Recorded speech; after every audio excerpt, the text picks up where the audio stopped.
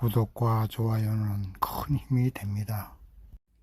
역사를 공부하다 보면 억울하게 옥살이를 한 사람이나 억울하게 누명을 쓰고 죽기까지 한 사람이 많이 있습니다. 중세시대에 마녀사냥으로 인해서 아무런 잘못 없이 죽어간 사람이 얼마나 많습니까? 우리나라 역사에도 억울하게 누명을 쓰고 옥살이를 한 사람이 많이 있고 죽기까지 한 사람도 많이 있습니다. 불과 몇 년 전에도 그런 일이 있었지요. 우리가 인생을 살다 보면 정말로 나는 아무런 잘못이 없는데 세상이 나를 나쁜 사람으로 만들어 간다면 얼마나 억울하겠습니까? 그래서 이런 억울한 일을 당하면 사람들은 화를 낸다든가 억울함을 풀어달라고 세상에 하소연하는 사람이 있는가 하면 묵묵히 그 억울함을 혼자서 담당하면서 이겨나가는 사람도 있습니다. 오늘 본문은 예수님께서 아무런 죄도 없이 산해드린 공회원들에게 모함을 받고 로마 총독인 빌라도에 의해서 십자가형을 당하고 이 땅에서의 33년이라는 짧은 생애로 마치는 예수님에 대해서 기록하고 있습니다. 본문 말씀을 보면서 우리가 이 땅에서 억울한 일을 당했을 때 어떻게 해야 할 것인가를 깨닫는 시간이 되기를 소망합니다. 첫 번째, 산해드린 공회의원들이 예수에 대해서 고소하는 고소 내용을 보겠습니다. 본문 말씀 1절 이하를 보시면 산해드린 공회원들이 유대법에 따라서 예수님에게 사형 선고를 했습니다.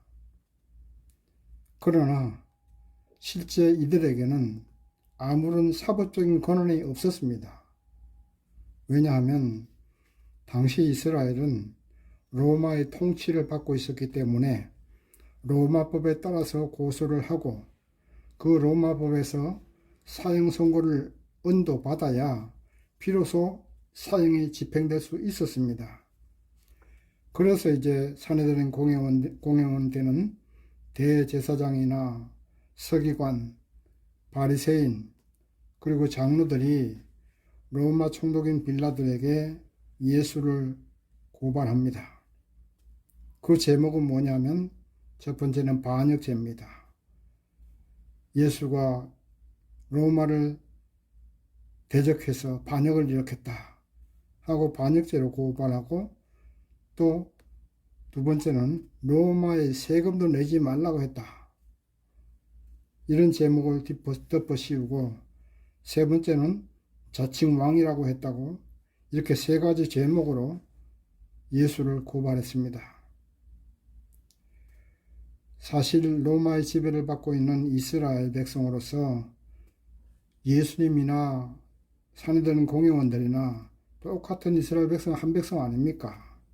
그렇다면 서로 사랑하고 용서하고 협력하고 해야 되는데 하나 되기 위해서 노력해야 될 이 산해드린 공회원들입니다. 그런데 그들이 예수를 이렇게 로마법에다가 고발하고 있습니다. 왜 그렇겠습니까? 예수가 사람들에게 존경을 받고 또 예수님이 산해드린 공회원들을 많이 공격을 했어요. 회칠한 무덤이니 뭐 하면서 겉다라고 속다란 이들의 행동을 많이 비판하니까 자신들의 지위가 흔들리고 백성들에게 존경받는 것을 시기해서 예수를 고발했던 것입니다. 또 현실적인 메시아가 대해서 정말로 로마로부터 이스라엘을 해방시켜 주는 그런 메시아가 되기를 바랐는데 아무런 힘도 없고 연약한 메시아인 것을 알고 로마법에다가 고발했던 것입니다. 우리가 이 땅을 살다 보면 우리를 배신하고 우리를 곤경에 빠뜨리는 사람은 우리가 가장 잘 아는 사람이에요. 우리를 모르는 사람은 그렇지 않습니다. 한 직장에서 다니면서 우리의 등 뒤에서 칼을 꽂는 사람도 있고, 한 교회 다니면서도 모함을 하고 시기를 하는 사람도 있습니다. 같은 기독교 공동체 안에서도 인간적인 원한관계로 모함을 하기도 합니다. 우리나라가 일본의 지배를 받고 있을 때 친일파들이 독립군들을 고발한 것이나 같은 것이죠. 이것이 세상입니다. 이것이 사단의 행동이고 사단의 작전입니다. 사내들인 공회원들의 모든 고소 내용은 거짓이었습니다. 예수님은 가이사의 것은 가이사에게, 하나님의 것은 하나님께 드리라고 하심으로 로마에 세금 내는 것을 허용했습니다. 그리고 반란을 꾀한 적도 없습니다. 단 한 가지, 유대인의 왕이라고 하는 묻는 질문에 그렇다고 했을 뿐입니다. 유대인의 왕은 정치적인 왕을 뜻하는 것이 아니고 유대인을 구원할 영적인 왕인 것을 말씀하신 것입니다.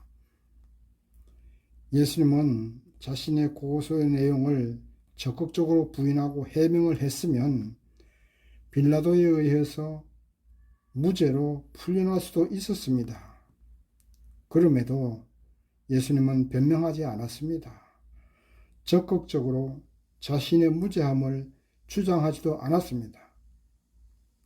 본문 말씀 5절 말씀 보면 예수께서 다시 아무 말씀도 대답지 아니하시니 빌라도가 기이히 여기더라. 이렇게 기록되어 있습니다. 죄인들은 자기를 변호하고 자신의 무죄함을 주장하는데 예수님은 아무런 말씀도 안 하니까 빌라도가 이상하게 생각했다 이 말입니다. 왜 이렇게 아무 말씀도 하지 않고 묵묵히 있었을까요? 그래야만 십자가를 지기 때문입니다. 십자가를 져야 하나님이 이 땅 백성을 구원할 수 있는 길이 열리기 때문입니다. 우리가 이 땅에 살면서 분하고 억울할 때 같이 맞서서 싸워서는 결코 덕이 되지 못합니다. 참고 인내해야 됩니다. 예수님이 그렇게 모범을 보이셨습니다. 예수님이 십자가의 죽으심으로 끝났습니까? 죽지 않을 영원한 몸으로 부활하셨지 않습니까? 우리가 가장 가까운 사람에게 모함을 받고 등 뒤에 칼을 맞는 그런 일을 당해도 참아내야 됩니다. 사람이 억울한 일을 당하면 우울증 걸릴 수도 있는데 그렇게 억울하게 생각하지 마십시오. 화병 걸리지 마십시오. 참아내십시오. 참아내시면 찬란한 부활이 옵니다. 찬란한 부활이 오고야 맙니다. 믿으시기 바랍니다. 로마서 5장 3절 4절 말씀 보면 우리가 환난 중에도 즐거워하나니 환난은 인내를, 인내는 연단을, 연단은 소망을 이루는 줄 알미라. 사도 바울은 이렇게 기록했습니다. 억울하고 분해도 즐거워하십시오. 그것이 우리를 연단시켜서 정금같이 믿음의 용사가 되게 할 것입니다. 그것이 우리를 하늘의 상급을 타게 해 줄 것입니다. 억울하고 분할 때 하나님 앞에 나오셔서 찬송하고 기도하고 울고 싶으면 울으시기 바랍니다. 그러면서 이겨내십시오. 그러나 적극적으로 즐거운 마음으로 억울하고 분함을 이겨내십시오. 그것이 찬란한 부활을 내 것으로 만들 수 있는 방법이기 때문입니다. 사도 바울이 말한 것처럼 환난 중에도 즐거워함으로써 오히려 기쁨으로 억울함을 이겨내서 예수께서 부활하심으로 영원한 승리를 하신 것처럼 영원한 승리 부활의 승리를 바로 내 것으로 만들 수 있는 저와 여러분 되어야 됩니다. 두 번째, 빌라도의 제안과 십자가의 고난을 보겠습니다. 본문 말씀 6절 말씀 보면 명절을 당하면 백성에 구하는 대로 죄수 하나를 놓아주는 전례가 있었습니다. 빌라도는 예수님이 아무런 죄가 없다는 사실을 알았습니다. 그래서 될 수만 있으면 예수를 풀어주고 싶었습니다. 마침 지금은 유대인의 가장 큰 명절인 유월절입니다. 아마도 로마 시대에도 명절에는 특별 사면 제도가 있었던 것 같습니다. 우리나라도 구정이나 추석, 성탄절 이런 명절 때에는 특별 사면을 통해서 경제인이나 정치인이나 석방시키는 경우가 많지요. 그래서 빌라도는 유월절을 맞이해서 예수님을 놓아주기를 원하느냐 하고 대중들에게 물어봅니다. 그러자 이제 대제사장들이 무리를 충동해서 바라바를 놓아달라고 함성을 지릅니다. 바라바는 그야말로 반란을 꾀했던 인물입니다. 로마에 대항해서 반란을 꾀했던 인물이고 게다가 살인까지 했던 인물입니다. 그런데 대제사장과 산헤드린 공의원들은 무리를 충동진해서 바라바를 놓아주고 예수를 십자가에 못 박으라고 소리치고 함성을 지릅니다. 옛날이나 지금이나 직업적인 이렇게 대목군들이 있습니다. 빌라도에게 재판받고 있는 이 시간은 아침 8시경이에요. 예수님은 밤새도록 산헤드린 공회에서 재판을 받고 다시 또 새벽 시간에 빌라도의 법정으로 끌려와서 재판받고 있습니다. 그러니까 그 시간이 아침 8시경입니다. 이 아침 8시경에 보통 사람들이 이렇게 나와서 소리치고 예수를 십자가에 못 박으라고 할 사람이 몇 명이나 있겠습니까? 산헤드린 공회원들이 불러낸 대목군들이지요. 그들은 대제사장과 서기관 그리고 바리새인들이 선동하는 대로 소동을 일으키고 있는 겁니다. 불쌍한 사람들이죠. 우리 하나님을 믿는 성도님들은 사단의 선동에 이용당하거나 현혹당하지 말아야 할 줄 믿습니다. 우리는 예수님을 우리 마음속에 모시고 흔들리지 말아야 돼요. 우리가 나름대로 주관이 있어야 하고 생각이 있어야 됩니다. 그래서 우리나라의 중심이 흔들리지 않도록 중심을 잡아주는 사람이 돼야 되고 교회와 이 사회가 흔들릴 때마다 무게중심으로서 역할을 해야 됩니다. 사단은 인간을 선동합니다. 바람에 날리는 낙엽처럼 누가 선동하면 거기에 이용당해서 마치 애국자가 되고 정의의 사도가 된 것처럼 행동한다면 그것은 선동꾼들의 농간에 놀아나는 불쌍한 사람에 지나지 않습니다. 애국자도 아니고 정의 사도도 아닙니다. 마치 새벽 시간에 나와서 예수를 십자가에 못 박으라고 소리치는 이 불쌍한 대목꾼들하고 똑같은 사람입니다. 산헤드린 공회원들은 예수님께서 자신들을 향해서 회칠한 무덤이라고 야단을 치면서 겉다르고 속다른 그들의 행동을 비판하니까 자신들의 사회적 지위가 흔들리거든요. 그래서 그 지위를 유지하기 위해서 예수를 죽이려고 한 것입니다. 빌라도는 그것을 알고 있었습니다. 그러나 그는 정치인이었어요. 정치인이 가장 두려워하는 것은 민심입니다. 본문 말씀 15절 말씀 보니까 빌라도에게 무리에게 만족을 주고자 하여 바라바를 놓아주고 예수는 채찍질하고 십자가에 못 박히게 넘겨주리라. 이렇게 기록되어 있습니다. 그 말씀 가운데 무리에게 만족을 주고자 하여 이 말씀에 밑줄 쫙 그으시기 바랍니다. 특히 이 빌라도는 로마의 군인으로서 지금 이스라엘을 다스리고 있는 총독입니다. 이스라엘의 소요가 일어나면 자신의 지위가 흔들리니까 소요가 없고 조용히 지나가기를 원하기 때문에 이 무리에게 만족을 주고자 하여 예수를 넘겨준 것입니다. 이것이 정치인들입니다. 오늘날도 그렇습니다. 대부분의 사람들이 마음은 그렇지 않은데 직업적인 대목군들을 동원해서 선동을 하면 거기에 놀아나는 것이 정치인들입니다. 그래서는 안 되겠습니다. 말하지 않고 조용히 있는 이 대다수 국민들의 마음에 만족을 주는 정치인이 되어야 됩니다. 민심이 천심이라고 하는 말을 정치인들은 많이 합니다. 그 말은 맞는 말씀입니다. 그러나 왜곡되고 잘못된 민심을 천심으로 생각하는 그것도 안 되는 일입니다. 왜곡된 민심을 진정한 민심으로 말해서는 안 됩니다. 우리 하나님을 믿는 성도님들은 선동꾼들에게 만족을 주고자 잘못된 생각과 잘못된 행동을 하면 안 됩니다. 우리 성도가 만족을 드려야 될 분은 하나님밖에 없습니다. 우리는 하나님께 만족을 드려야 됩니다. 우리는 예수님께 만족을 드려야 됩니다.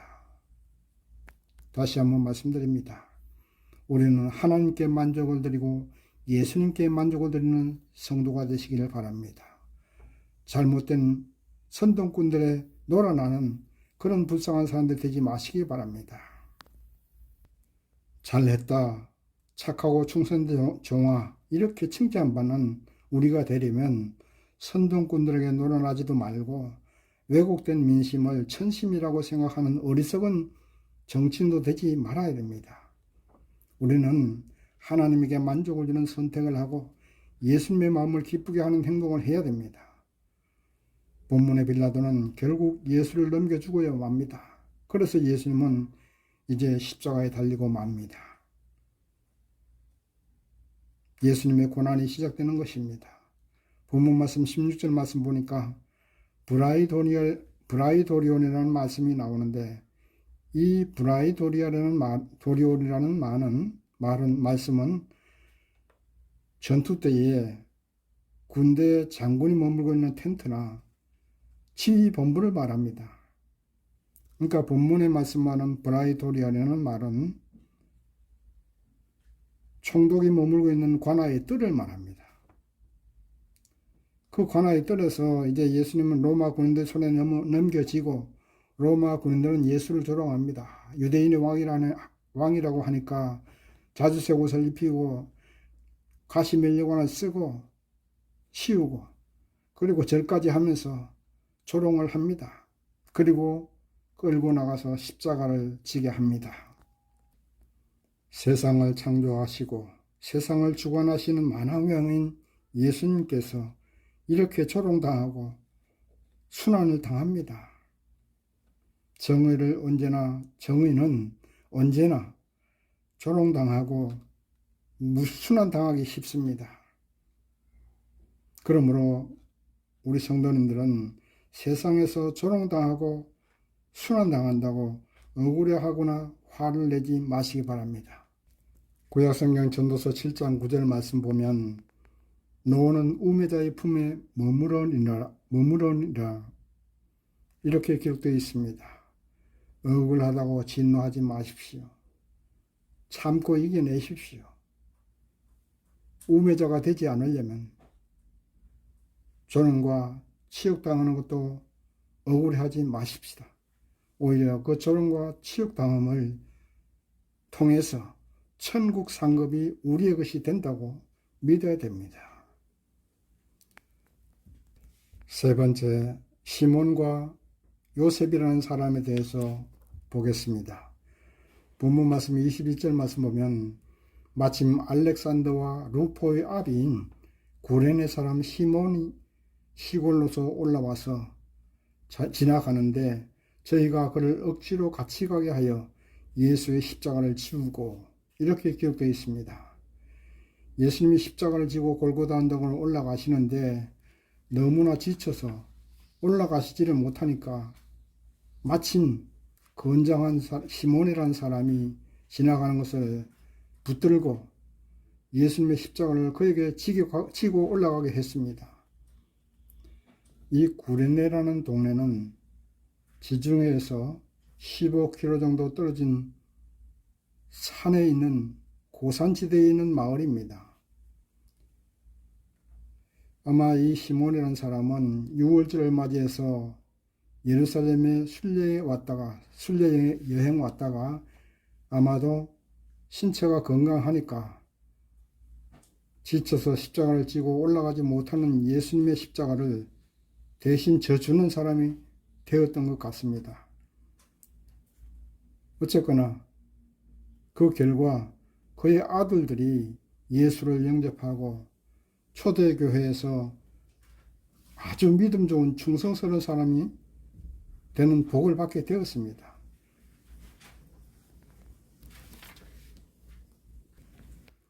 마가복음을 기록하는 당시에 초대교회에서 알렉산더와 루포 이렇게 이름만 말하면 다 아는 위치에 있었기 때문에 본문 21절에서나 그 이름을 기록한 것입니다. 믿음으로 십자가를 진 것은 아니었지만 시몬이라는 이 사람은 예수의 십자가를 대신 짐으로써 성경에 기록되는 영광이 있었고 자손들이 교회 안에서 아주 유명한 믿음의 성도가 되는 축복을 받았던 것입니다. 얼떨결에 하는 충성도 복을 받게 된다는 사실을 믿으시기 바랍니다. 얼떨결에 교회 나와서 팔자 고친 사람도 있습니다. 얼떨결에 예수 믿고 대대손손 복받는 집안도 있습니다. 주님의 고난에 동참하고 주님께 충성하는 시몬과 같은 사람이 되시기를 바랍니다. 이제 예수님은 오전 9시경에 십자가에 못 박히십니다. 본문 25절 말씀에 제3시는 바로 오전 9시경을 말하고 제6시는 12시 그리고 제9시는 오후 3시를 말합니다. 12시경이 되니까 온 땅에 어두움이 임하고 3시경 예수님이 숨을 거둘 때 그때까지 캄캄한 밤처럼 어두움이 임했습니다. 하나님도 예수님이 고난당하는 것을 볼 수가 없었던 것 같습니다. 그리고 이제 예수님께서 숨을 거두자 성막의 성소와 지성소를 구분하는 휘장이 쫙 찢어졌습니다. 지성소에는 1년에 단 한 번 대제사장만 들어갈 수 있었습니다. 그런데 그 휘장이 찢어진 것은 이제 예수께서 대제사장으로서 하나님과 죄인 우리 사이를 직접 열어주신 것입니다. 예수님의 이름으로 기도하고 예수님의 이름으로 하나님께 죄 용서받고 예수님의 이름으로 은혜 받을 수 있는 것을 말합니다. 그러므로 이제부터 우리는 예수님의 이름을 앞세워야 됩니다. 사단을 물리칠 때도 예수님의 이름으로 물리치십시오. 기도할 때도 예수님의 이름으로 기도하는 것입니다. 예수께서 6월절 어린 양이 되셔서 하나님과 우리 사이를 연결해 주시고 우리의 죄를 용서받게 해 주신 것입니다. 이제 예수님이 다 숨을 거두시고 누군가는 장사를 지내야 합니다. 그런데 장사 지낸 사람이 없습니다. 예수님께 3년 동안 훈련받은 예수님의 제자들 12명은 다 도망갔습니다.